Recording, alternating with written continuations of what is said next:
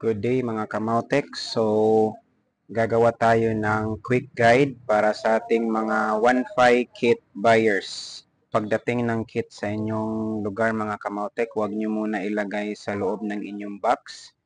Make sure muna na matest nyo at working na siya 100% bago nyo ilagay sa box para hindi na kayo ma-hassle. For testing, prepare nyo ang mga items. First, check muna kung complete ba yung kit na natanggap nyo. So, make sure na merong power supply ng Microtech, tsaka yung Microtech mismo. Merong USB cable para ito sa pag-power ng Node MCU. Meron ding 12 volts adapter.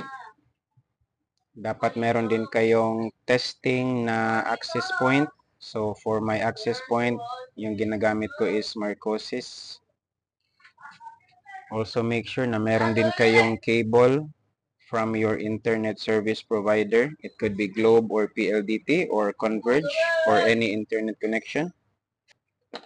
Ito ay test bench ko lang mga Kamautek. Hindi nyo na kailangang sundin to na meron kayong plywood. So, pwede naman ilatag nyo lang sa inyong cable para hindi siya makalat.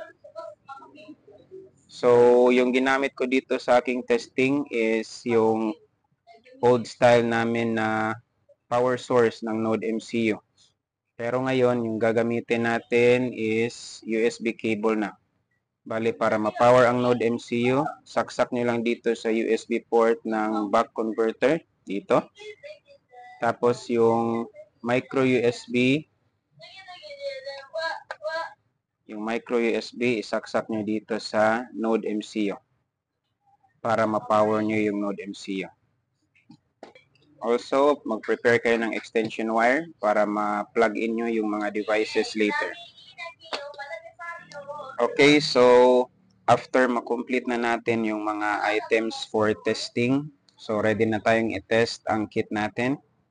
So first, plug nyo yung power supply ng Microtech. Tsaka plug nyo to sa mismong Microtech. So make sure ganito yung forma niya. Not sure kung makikita siya sa... Make sure na facing sa inyo yung parang may ipin.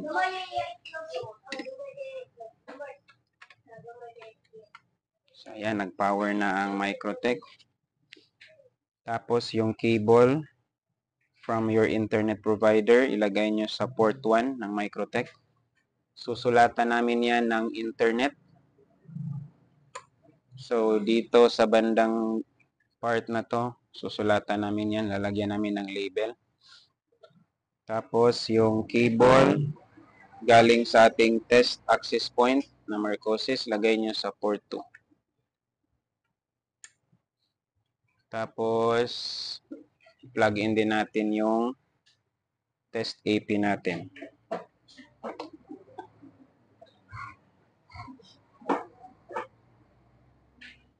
Dapat meron din tayong coins for testing para matest natin ang coin slot. So ito 12 volts, plug din natin. And then plug natin to sa buck converter para mag-on na yung kit. Also mga Kamautek, make sure na yung terminal dito sa 12 volts is maganda yung kanyang connection. Hindi siya loose contact. Okay, so sa testing natin na to is wala siyang LED frame. So, pag merong LED frame ang inyong order, matik na yan, naka-wirings na din yan. So, just arrange it and kusa siyang mag-ilaw yung LED frame. So, wala na kayong gagawin sa yung may LED frame na order. So, eto, make sure na connected na to doon sa buck converter going to Node MCU bago nyo i-power yung 12 volts. Dapat meron din tayong test cellphone para matest natin ang connection ng piso Wi-Fi bago natin i-deploy or bago natin ipasok sa box.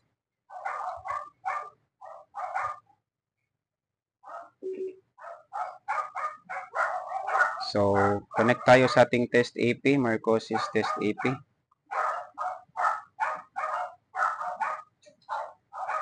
So automatically lalabas yung portal niya basta may internet connection ang Microtech. So take note of that mga kamotek. So insert money tayo. Meron tayo ditong coins. Hulog natin.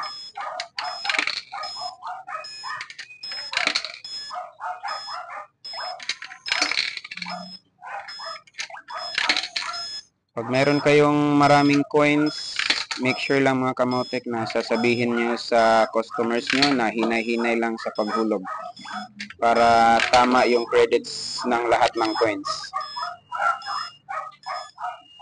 Okay, so after maghulog, done paying lang.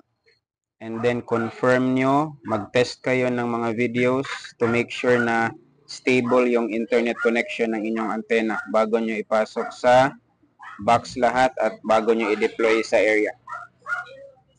So open lang tayo random video sa YouTube. Okay, so ayan, working na siya mga kamotek. So in your case, you can test a lot of videos just to make sure na working lahat. Maganda yung takbo ng kanyang internet connection bago nyo i-deploy. So, ganyan lang ka-simple mga kamotek. Maraming salamat sa ating mga 1.5 kit buyers and God bless sa inyong lahat. Have a nice day.